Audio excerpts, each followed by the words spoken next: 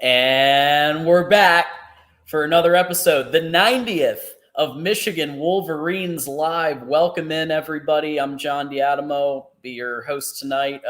Follow me on Twitter at John Diadamo, the artist formerly known as One Scoop John, as some of you have said. Please, just a quick reminder to like this video. It takes 2 seconds. Subscribe, share with a friend. Just let people know that we're here. We've got some great topics today, and we, of course, have the guy who is responsible for all of this, Mark Rogers, voice of college football, in the house. Hey, John. How you doing? Good to see you. I'm good. I'm amped. I'm caffeinated. I always like the possibility we might have a special guest, Isaiah Hull, joining us later. And we've already got people in here ready to rock, so I'm excited.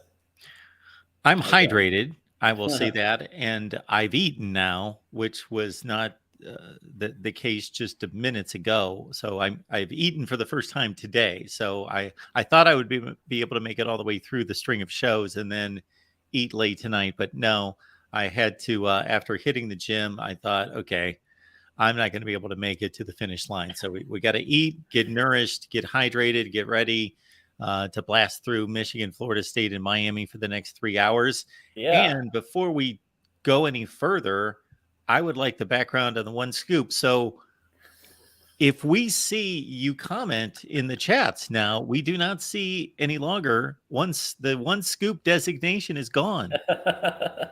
So yeah, I figured being more on screen, it would be good to use my actual name. But yeah, so the story behind One Scoop is that we had way back, I was still in high school. My mom and I had a radio show called Two Scoops of Crazy.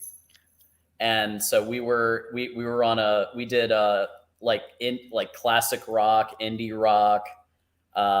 It was an interesting kind of first foray into this world. Would it be too difficult to ask you your 3 favorite bands of all time? Oh, geez. Favorite bands. Yeah. So if I'm just going off the top here, based on some of what I like, I'm gonna go. I'm gonna go Led Zeppelin. I'm gonna go Fleetwood Mac.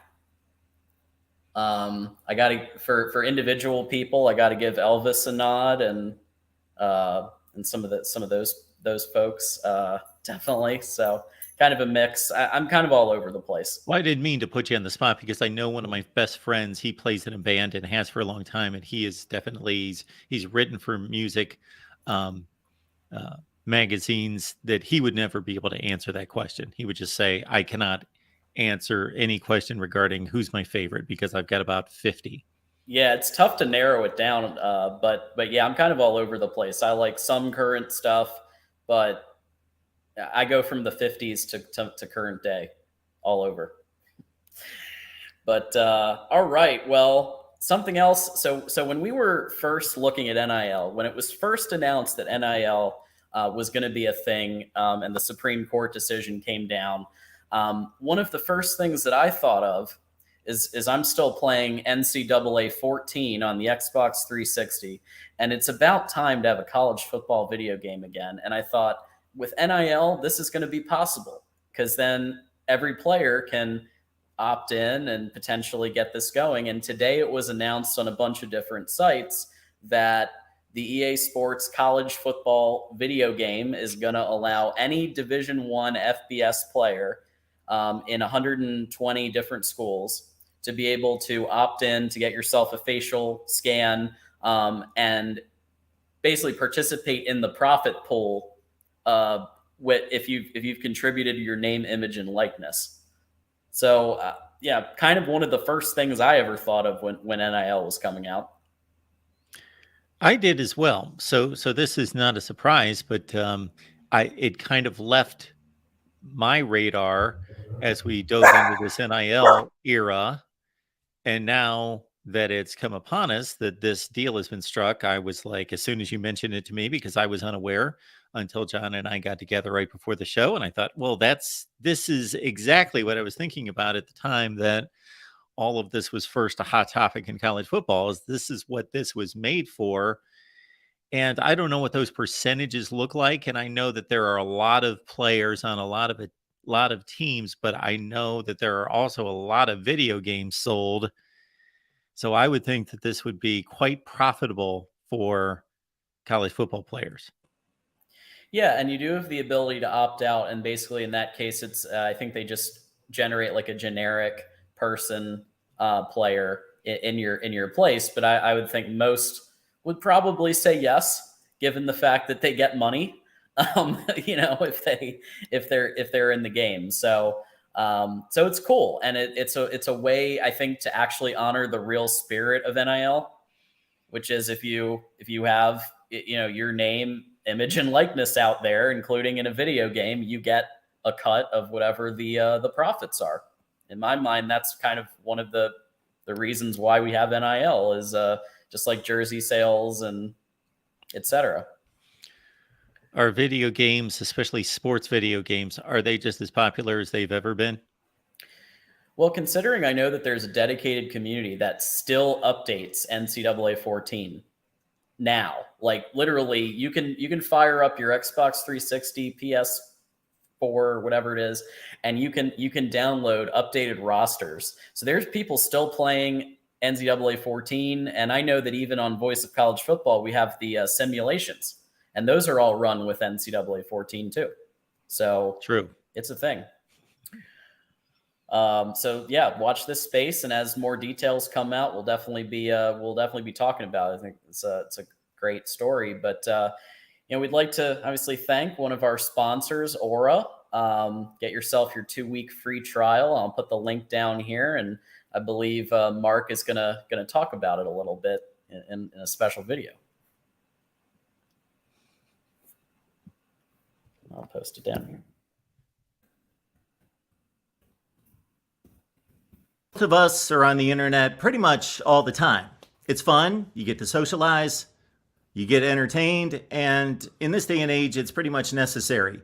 And even if you're one of those people that's not on the internet all the time, you know what is? Your personal information. And there are people out there trying to hack you all the time. They want your email address, they want your phone number, they want your place of employment, and they want to do bad things with it.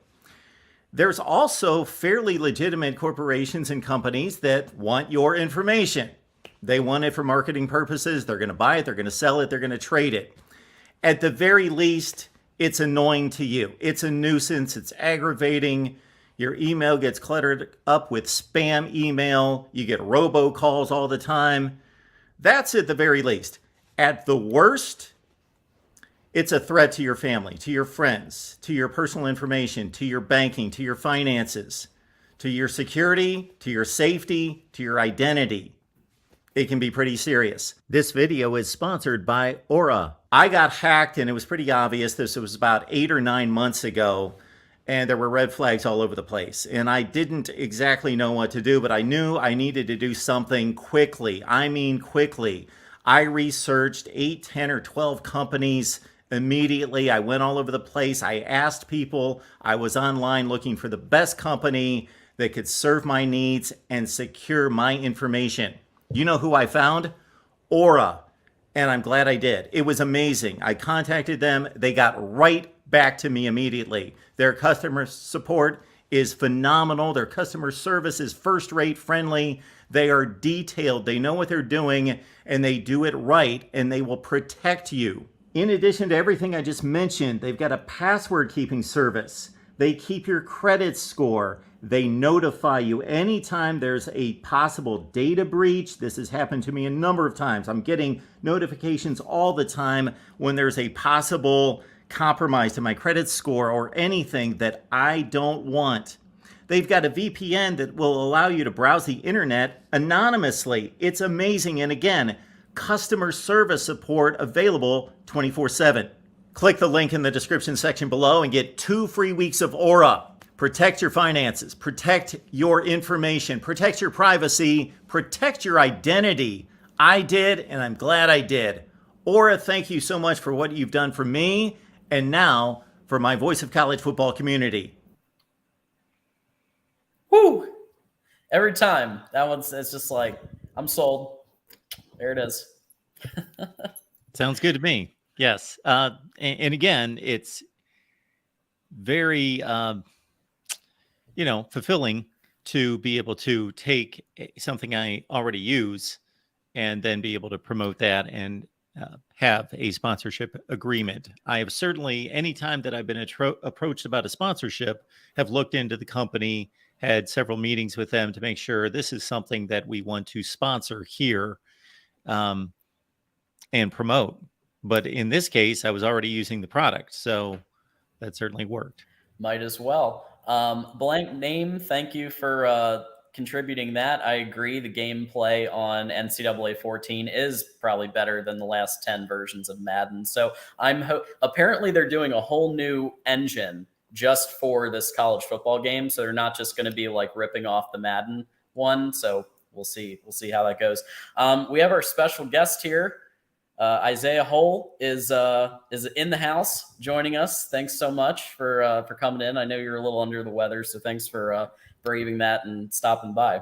No problem. Yeah, hopefully, I don't know that I'm going to bring a lot of energy. That's the only thing that it is right now. Is just a complete and utter lack of energy. So I'm here to take a nap with you guys live Awesome. on air. Get the rubber ducky. Get the whatever we need. Yeah, let's do it. I'll tell you what's in my dreams. Probably Michigan football related. I do have constant recurring dreams that I'm late for the Michigan Ohio State game, or that I am going to it's the season opener or something. I'm just not prepared. Like, I don't know where my cameras are. I don't know where my computer is. I don't know how to cover a football game. It's a recurring dream. So hopefully that's not what this is. Well, I was talking to Mark about this. I'm like, well, we talk about Wolverines Wire articles almost every week, because anytime I'm going on my research and looking for content for the show, almost every week I see Isaiah Hole with a new article coming out, something interesting to talk about. I'm like, let's see if we can get him on. So I'm glad you're able to do that. And this piece on this 5-star wide receiver, Dalen McCutcheon from Texas, just strikes me as like, this is normally a type of prospect that you would consider Ohio State lining up for, USC lining up for, maybe a Tennessee lining up for, or LSU. And I'm just thinking, like, this is the type of recruit that if Michigan does want to hit that final 2 status, right, and that top 2 status alongside the Georgias of the world, this is the type of player that Michigan's going to have to go after. So what's your take on it? Absolutely. And that's kind of what they've been missing. Now, it's not that they haven't gotten those types of prospects, just especially at the skill positions, when they've gotten them, they've tended to be the Donovan Peoples-Joneses of the world who are in state. They're a little bit easier to maybe coerce, because it's like, hey, we're right down the road and all of that kind of thing. But to go into Texas, now it's going to be a little bit more difficult, right? Because he's already got the Texas offer, the Texas A&M offer, a lot of those big schools. And we're seeing them taking some swings at some guys in regions that you kind of hope that they do in order to be able to get to be able to try to reel in a top flight class. So you look even at the other offer they made today, a dual Sanders Jr. out of Mater Dei High School in Santa Ana. He's a 3-star in 2025. I mean, he's in that 4-star range for what will eventually be 4 stars. But they do have one player from Mater Dei, for instance, in Christian Dixon. Right. But that's a school where if you can steal away a guy from there that keep them from going to USC, Alabama did that with Bryce Young, who was initially a USC guy, then that really gives you that much more of an opportunity. So they're doing that in Texas, it seems. We're seeing more and more offers into Texas. it's not that they haven't gotten guys from Texas. The Green Twins came from Texas, but they are very rare, and they've done a really good job of dipping into Florida and a little bit into Georgia, and we're still seeing them attacking there. They seem to have this feeling of when things are hot regionally. Right now, North Carolina seems to be that. A couple of years ago, it was Tennessee, and Tennessee still continues to be a place that Michigan's looking. Obviously, they got Mason Curtis in this class, but the last couple of classes, you look at like Cody Jones and some of those others from Tennessee, Miles Pollard. They seem to kind of find those regions that maybe have a lot of talent in one or two classes in a certain time frame, but they need to be able to make inroads at a place like Texas. Huge state, obviously, but I mean they need to. That's the second, third, depending on the year, most talent-rich state in the country. And Dalen McCutcheon, no relation to also named Dalen McCutcheon, the NFL player. Or I don't know if there's no relation. He's not the son of or anything like that. That was by limited research, but they have to be able to go and get players like that, or at least become players for players like that. I think that's really important for them. So Isaiah, this recruiting surge by Michigan, the brand has already been there, the academics, all of that, the tradition, and of course, playing in front of massive crowds, both in the stadium and on television, close to the very top of college football. So that was already in place.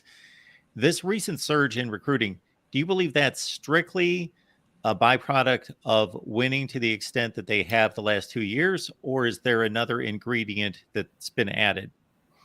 It's partially the winning aspect. And I think the other important key is that they have a coaching staff that's all in, because if you look back at the beginning of the Jim Harbaugh era back in 2015, it was, they've got Jim Harbaugh, but who's going to recruit? It was Tyrone Wheatley, Jay Harbaugh.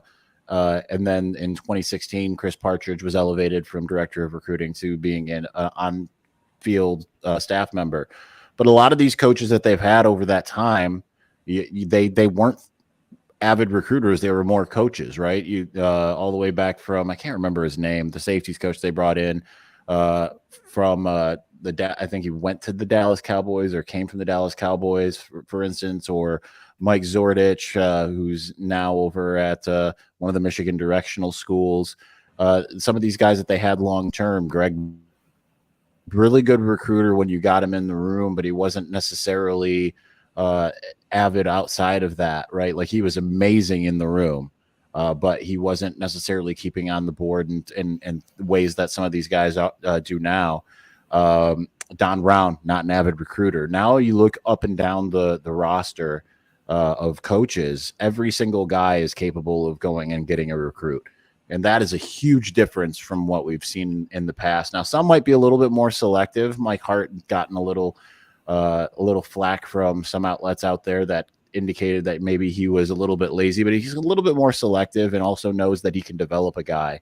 And I think that plays a role. But when you see him then able to go out and get a Jordan Marshall, to Michigan is at worst second, but probably leading for Taylor Tatum, another Texas guy.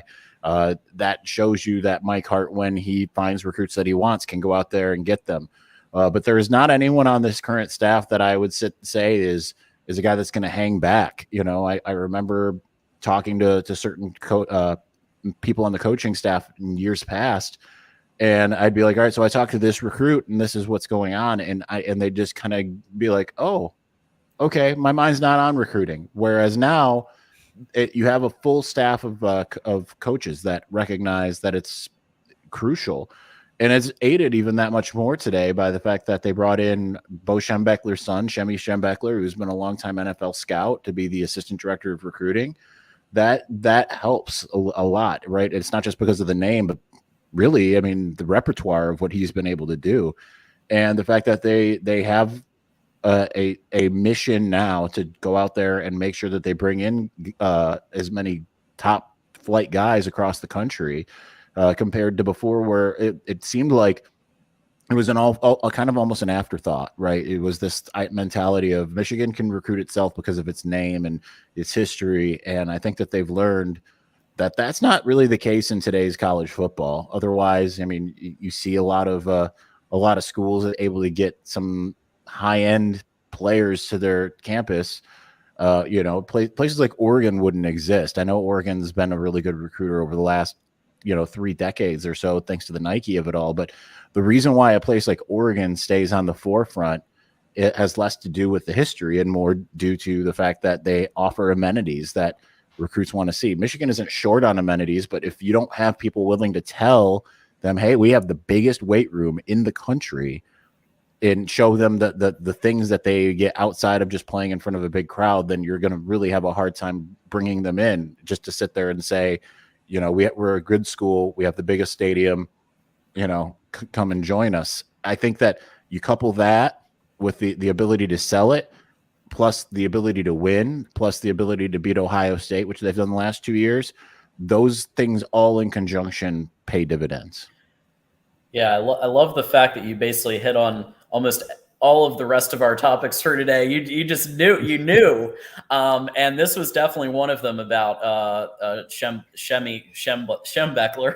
Right, that's a tongue twister. Think about it. As a scout, he was a scout for 10 years for Washington. He worked for the Las Vegas Raiders. But what better program can you think of that he could be a recruiting person for than the University of Michigan, right? And so he joins as assistant director of football recruiting. And I feel like, to your point about this recruiting focus now, the last year or two, what do you think the impetus of this was, other than the obvious, of course, the Bo connection? Well, just trying to grow that department in a smart way, I think, is probably the big thing. And, obviously, part of doing that is bringing in people that understand the program and understand that Michigan is not, it's not Florida State. It's not, Auburn. It's got deeper roots than pretty much any school in the country outside of Ohio State, really. And but it also, beyond that, has the academic component. So you need to be able to find guys that can do both, that can do the academics and the athletics, but also being able to, like I said before, sell it, and someone who knows everything that Michigan offers, that Ann Arbor offers, because some guys just it's not going to resonate with them, right? It's not. And some guys, it will resonate with them, maybe not initially, but more so when they understand what Michigan can do for them. That's where Jim Harbaugh's transformational, not transactional mantra seems to kind of come in. And we've heard them basically deploy that over the years. I remember having a conversation with Giles Jackson when he was a recruit. And when asked why Michigan, after he chose Michigan, he's like, because I'm looking 30 years down the road, not 3 years down the road. Now, granted, he left the program after 2 years, but nonetheless, the fact that you can sell that, because that's not where society is in a lot of ways. That's certainly with NIL, the instant gratification that can come with things. They need someone that can then come in and say, look at what this program can do for you. And in order to do that, you also need guys who have had the program do that for them. And while Shemmy wasn't he wasn't out there playing linebacker in a winged helmet or anything like that, or if he was, I didn't know about it. He certainly knows everything that there is to know about the University of Michigan, particularly the football program. And also he knows what it takes in the NFL. So that's another added element of that transformation aspect, rather than just the transaction, because he can sit there and say, listen, I can see in you the things that are necessary to be that NFL guy. Now you come here, we're going to make sure that you have all of your ducks in a row. And then you can point to Jim Harbaugh's success. They put someone from every single position in his tenure so far into the NFL draft. Every single position. That's pretty, I mean, even long snapper, that's what's really impressive. And you mix all these elements together, it really is kind of a holistic approach. And Shemmy is just another factor that helps them continue that holistic approach towards the ability to recruit at a high level. This program's obviously done a masterful job in the transfer portal the last few cycles. And we're at a point in the transfer portal where there is still plenty of volume out there. I don't know that there's a whole lot of quality players out there, but there are some. Of course, Michigan is solid everywhere, if not first rate positional units across the board on both sides of the ball. But wide receiver could use some help. Zachary Franklin's a guy out of Texas San Antonio who's caught 85, 90 balls the last 2 years. Is there any thought about maybe not even him in particular, but, that there will be another push for a player or two in the transfer portal? I do think that they're looking a little bit at a couple positions, and it really is those the pass catchers and those keeping the pass catchers from being able to do much of anything, right? They were targeting probably more so some cornerbacks in the earlier cycle, and Ventrell Cypress and Tony Grimes, and they struck out on those guys. Then you had the Ole Miss kid who it seemed like it was probably a lock for him to come to Michigan, follow Chris Partridge, and he ended up going to Ohio State. So they're certainly looking at some positions, but what's even more interesting is, Tywone Malone, another guy who ended up at Ohio State via Ole Miss. Michigan was trying to get into it with him. They don't really need defensive tackles, right? That they are recognizing it's kind of like the offensive line. Bringing in Drake Nugent made sense. Bringing in Miles Hinton only made sense from a name perspective. His brother played defensive tackle for Michigan, and they certainly recruited Miles really heavily. But they're looking both positionally as well as just from a talent perspective. They recognize that we have opportunities to be able to bring guys here, and it doesn't really matter if it's at a position of need. If it creates more competition, that's best for us. That's been Jim Harbaugh's mentality since he arrived. But I would expect that they're going to continue to look at wide receiver. I think that they like what they have at wide receiver. Certainly, it could use a little bolstering. I think losing A.J. Henning wasn't something. I mean, I could have told you that they probably were going to lose A.J. Henning given the lack of usage last year. Right. But the way they talked about him, Sharon Moore last week was on what was very clearly a pre-recorded conversation with John Jansen on the In the Trenches podcast, and he spoke very briefly about everything that Henning brought to the table. Yes, and that's was he was already gone. He was long departed at that point.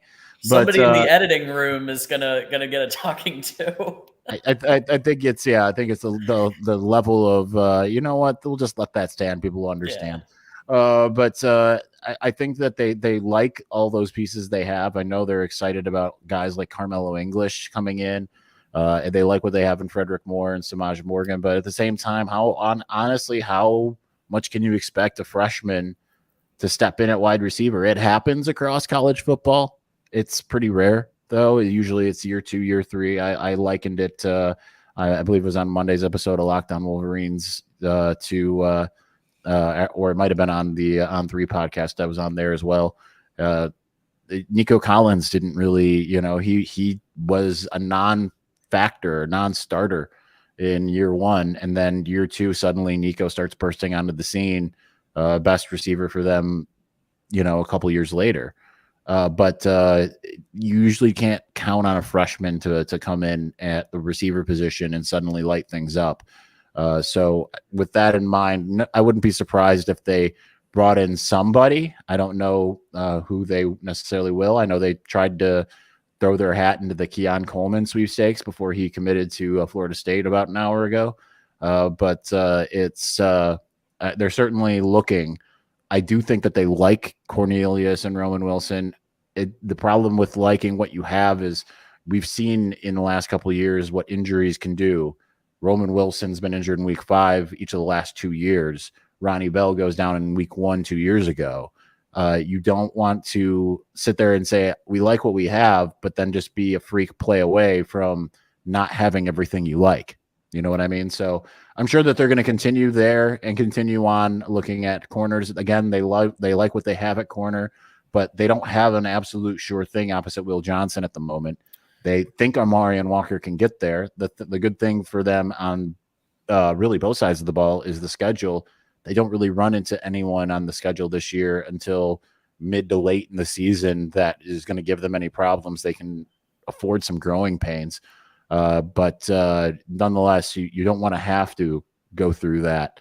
You want to be able to come out and fire on all cylinders, be ready to go, so that when you get to the Penn State, Maryland, Ohio State trifecta, and at the end of the season, you're not still trying to figure out how you can fill up some deficiencies, especially if there's injuries. So I guess the one thing I'm wondering, we're about 4 months or less even away from actually seeing some of this on screen on Saturdays. And is there some merit to showing more of the pass game than Michigan did in 2022 if the goal is to bring in higher caliber wide receiver talent? Not just wide receivers. And a quarterback in 2025, Bryce Underwood, as another example, right? Is he going to come if Michigan is going so heavy in the run? So, the report, I remember reading something that JJ was pushing even for more sophisticated deep passing route concepts. And so hopefully we see some more of that, which can then lead to, like you said, increased talent, not just in the wide receiver position, but in a bunch of positions. Yeah, they absolutely need to. And I think I understand it's imperative to run the football. They're going to still be run first. They have they have a Maserati in the garage there. They have a couple of them, as a matter of fact.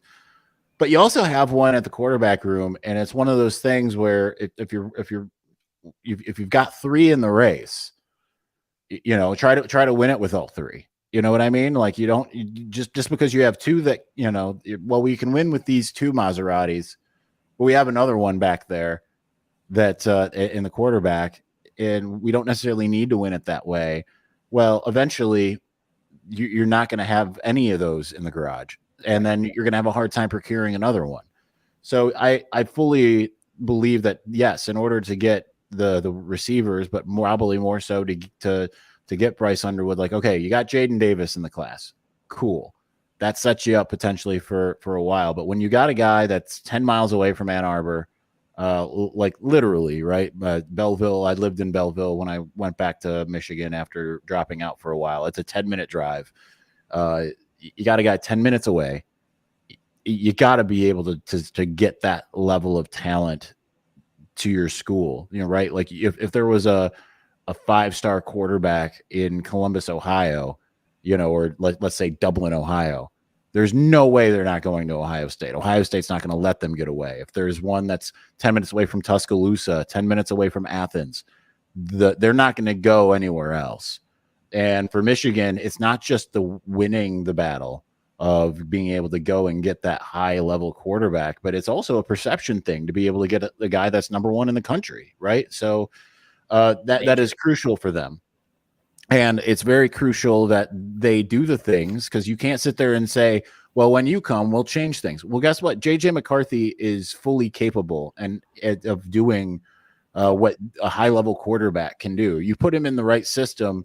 I mean, we even saw against TCU, threw for 343 yards. I know 2 pick sixes, but and that was partially why he threw so much, was because they had to get away from the running game to some degree. But capable of being able to, if he's gonna cost you a little bit by making some errant throws, he's capable enough to also get you right back in it. Not many teams are gonna be in the situation where they're down by 6 with the ball in their hands with time about to expire after throwing 2 pick sixes. I mean, that's just not something that they do. So it's Michigan needs to be able to utilize the 5-star quarterback that they have, and if they want to be able to continue to lure 5-star quarterbacks to the program, because while some are going to sit there and say, I see the benefit of being in a more pro style system, that's only going to last you for so long. You need to be able to, when you go up against Penn State, and this was, we all thought last year against Penn State, because what Penn State's run defense was going in, that, we're going to finally see JJ McCarthy kind of unleashed, especially because the week before he was somewhat unleashed against Indiana. And then Michigan decided that they were going to run with impunity. It just felt like a stubbornness in large part to show, hey, Penn State's got the top run defense. We can run against them, which has its merits. But you need to be able to show that you can do more than what you do with your running backs. And a part of that is utilizing the quarterback that you already have. Otherwise, they're going to find themselves missing out on the Bryce Underwoods of the world.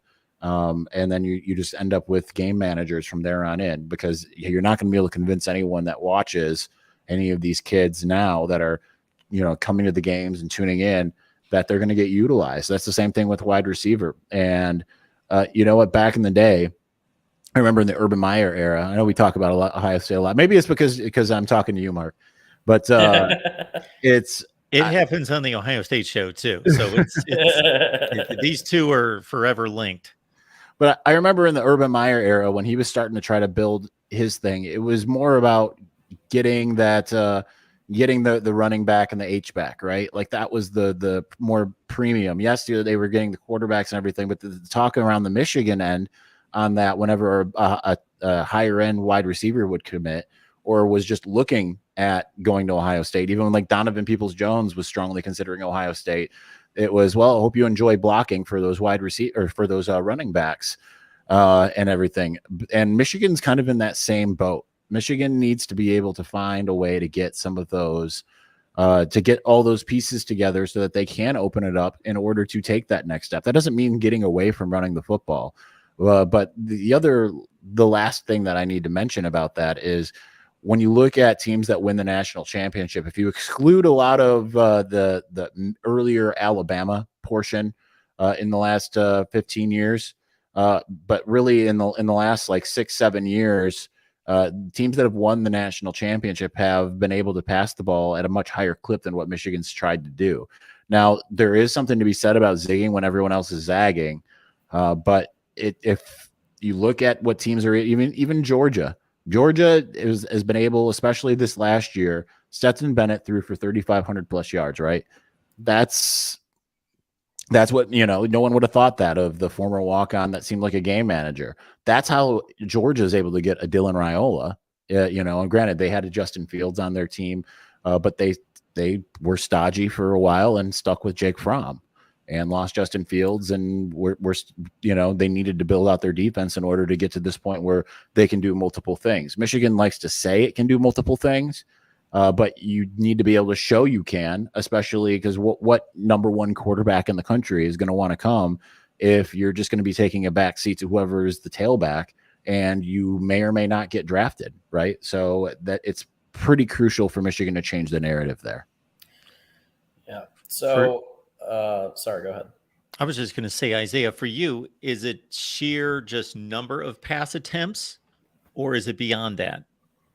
It's a mixture of pass attempts as well as just being able to go more downfield. Now, we did see JJ McCarthy earlier in the season go downfield, but it seems really often that Michigan likes to keep things West Coast offense style intermediate. And I think that's all good and well, but I think that you need to be able to hit those home runs a little bit more than what Michigan does. So speaking of some moves in the recruiting world, Chris Partridge has been really getting those linebackers and defensive players. We're seeing linebacker after linebacker either committing or considering Michigan. We're seeing a lot of stories about it. And I think part of that is Chris Partridge's influence. I've always said he was brought in before they even had a position for him. I said he is go get 4- and 5-star talent guy. And then they found a position for him. Obviously, given moves throughout the program. But with Elias Rudolph, this is a player out of Deerfield Beach, Florida, who for quite some time it had seemed like it was an Ohio State lean. And even if you look at some of the publications, even now, it's saying Ohio State lean. But on 3 in the prediction machine, so to speak, Michigan is now being given an 83.3% chance to land Elias Rudolph, with Ohio State and Pitt coming in second and third. Do we think that this is the influence of Chris Partridge? I mean, just looking at some of the linebackers that have now decided to start considering Michigan. I certainly think so. And obviously, he kind of deepened his southern roots. And Deerfield Beach, Michigan would love to get another Deerfield Beach kid. I mean, the last one was Denard Robinson, right? And Oh man, I, yeah. I I know and love Deerfield Beach just because it's my family had a condo right by there when I was growing up. And the best lobster bisque anywhere is in Deerfield Beach at the Whales Rib. I digress, but I do think that that's part of it. There he is.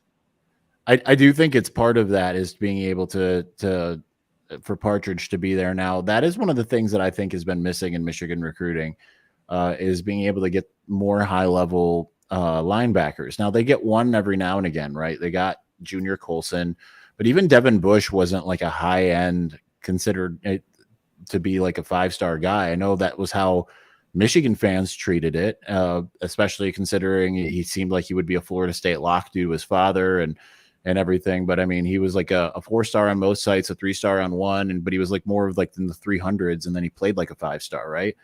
They haven't really been able to go out there and get those super high end linebackers, and that's I think the one thing that's been missing from the recruiting aspect for Michigan is they haven't really been able to go out there and find the super high end guys. So to get the head to head win over Ohio State certainly would also be really good to get a high end linebacker out of Florida, so long as it works out. Anthony Sullivan was one of those. It didn't work out. Didn't really ever see the field. We're still waiting on Jaden Hood, but absolutely part of what Partridge, I would imagine, after having been in the SEC, further building those relationships with the Southern high schools, and then also just recognizing probably what it takes to be able to beat the Georgias of the world. Not that he did it at Ole Miss, but being able to contend with Georgia, Alabama, LSU, it's going to take strong linebacker play, right? Because if you can get to the college football playoff, you're going to run into one of those. And at this point, especially next year, it's going to be even more likely with the expanded playoff. So you're seeing him at least saying we need more bodies. And that's evident with Cole Sullivan, Zach Ludwig, who was as a family friend of Ben Herbert. It sounds like they're going to bring in about 5 linebackers this class. So they just are going to continue to do that and find guys that they feel like they can at least mold into that to that high end linebacker / edge rusher. But I think it's that precursor. You usually see that when a school brings in like 5 guys at a particular position group, that first they go for the quantity and then they start to go for the quality. So hopefully that's what Chris Partridge is doing right now. Anytime we have a conversation like we just did with the passing game, I always go to the numbers because I want to quantify and verify what we talked about. So this is what I came up with last season. No big surprise, Mississippi State led the nation in pass attempts per game. The team that threw the most passes in the Big Ten per game, no big surprise, Purdue at number 7 in the country. Georgia at 55, Penn State at 58, Ohio State at 68. A lot of people would be surprised that they only throw the 68th most in the country. But out of 133 teams in FBS play, Michigan threw it 114th in most pass attempts per game. Yeah, not surprising that that number's got to go way up. I'm not saying it has to be even in the upper third, but it should be up in the top half and you can still run the football. You can still be a run first team. You just gotta you find other ways to get those running backs involved. And I think the good news for Michigan is they have a guy like Donovan Edwards who can do that, can get things involved in the pass game as from the running back position. And that keeps everybody a little bit happier, right? Because your guy's still getting touches, the quarterback's getting to throw, you're still moving the football. So I think that's incumbent upon Michigan to find a way to, and it sounds like they are, right? Like Sharon Moore was very mum when we talked to him last and was like, I'm not going to tell you that. And that's usually a way of saying, yes, we're working on something, but we're not going to tell you.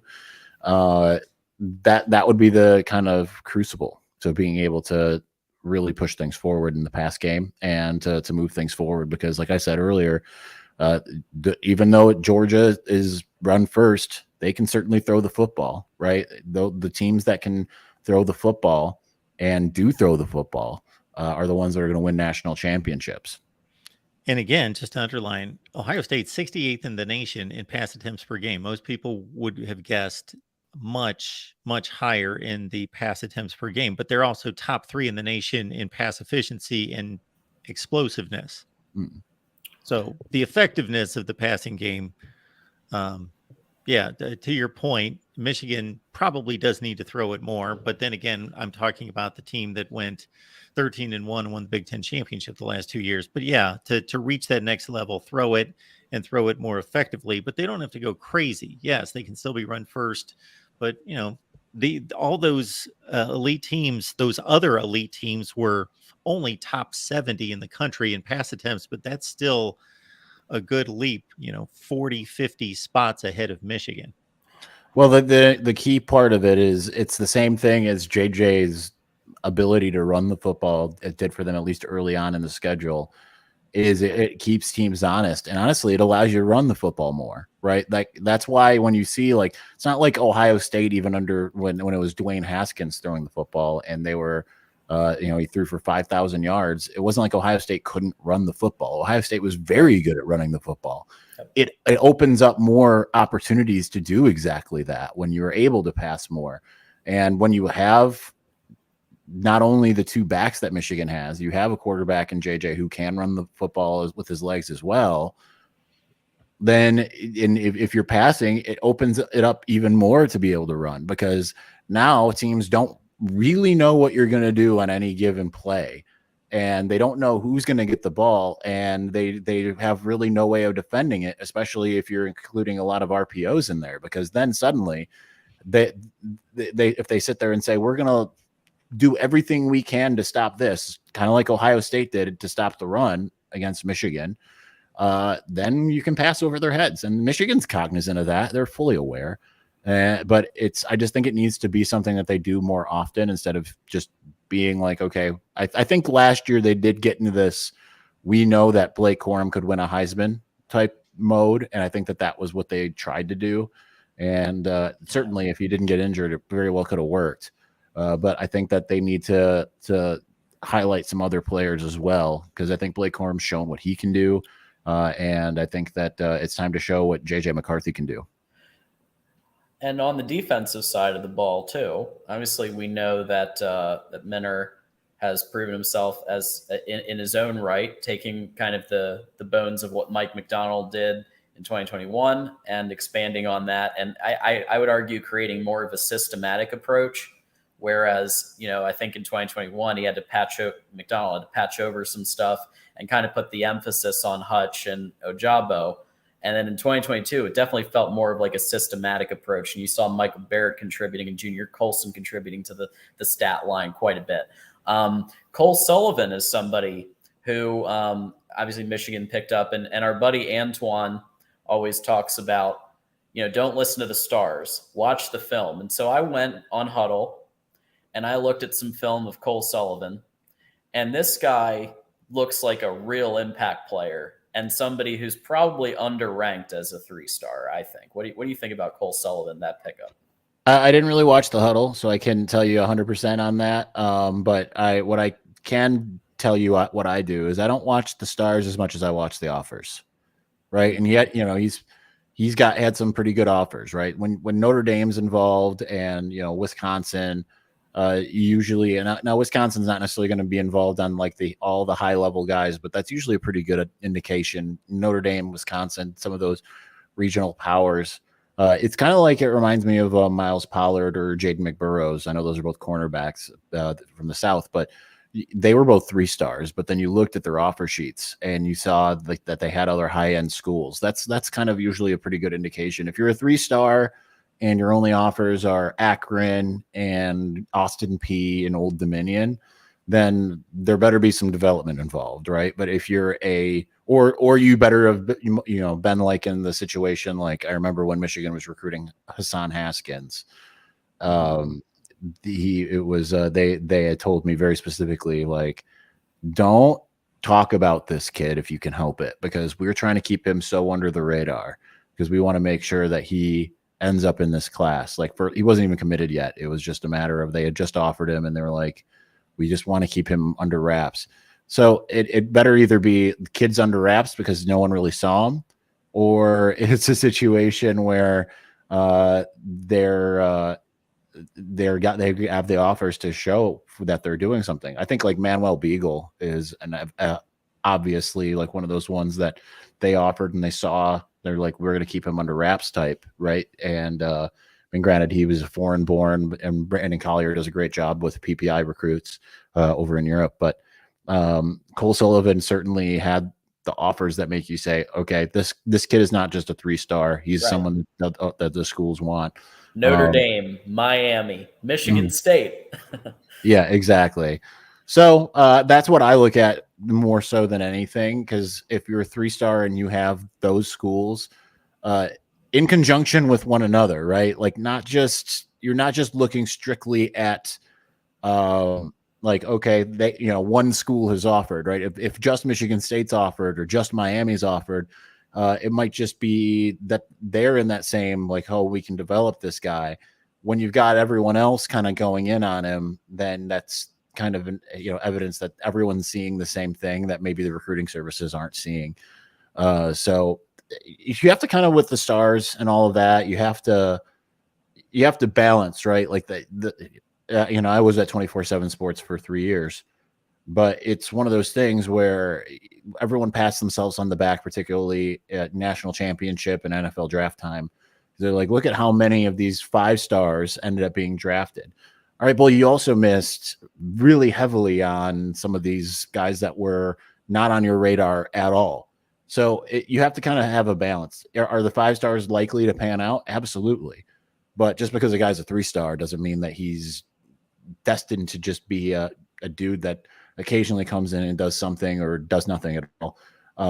But when you see that a 3-star has those multiple offers, it's usually a really, really good indication that he's going to end up being a real player. Yeah, absolutely. And yes, I recommend everybody check out. It's tough sometimes. You got a busy life, but Antoine was the one, to his credit, always was pushing me. Don't look at stars, watch the tape. And so we did actually on the Jaden Davis, the Decision live stream. We did watch huddle tape of Jaden throwing to some of those receivers who obviously we got Channing Goodwin, and hopefully Ship follows in the near future. But it was pretty fascinating to see the connections and see what some of these players can do. So definitely look past the stars, I guess, is the kind of takeaway, right? Yeah. So Isaiah, I know we're going to be wrapping up and encouraging people to go to the Florida State show in a minute, but I did want to just encourage everybody, if in case people are living under a rock, to know where they can find you and check you out. WolverinesWire.usatoday.com for the writing stuff, and Locked On Wolverines podcast. Didn't do a show yesterday because of the same deal that's going on today, and I'm about to record the next episode. We try to get them, like, since I moved here, we try to get them out around 1 a.m. or 1 p.m., but the last couple days hasn't really been working since I'm a zombie at the moment. Well, listen, being a zombie, thank you for zombifying our show and making it, in my opinion, even better for bringing in your takes. So, absolutely. My pleasure. We definitely appreciate that. And coming up next, I'm calling it the Voice of College Football Must-See TV block. We've got Florida State Seminoles live in just a few minutes with Mark and the folks that he gets over at Florida State. And then next up at 7, Miami Hurricanes live. So literally back to back to back. And I'm going to put the link here so people can literally just go straight into Florida State right there. And thank you, Kylo Ren, Miami Kane, for the $1.99 there, coming in clutch at the end. Ohio State, I have to read it as is. Ohio State is completely trash. Okay, thank you for the contribution. Well, you know who the real winner of that national championship game was. Like, don't let anyone in Columbus fool you. We know who won that 2002 national championship. All right, y'all. thanks so much for coming in. And Isaiah, we appreciate you being here. Absolutely. All right. Thanks, everybody.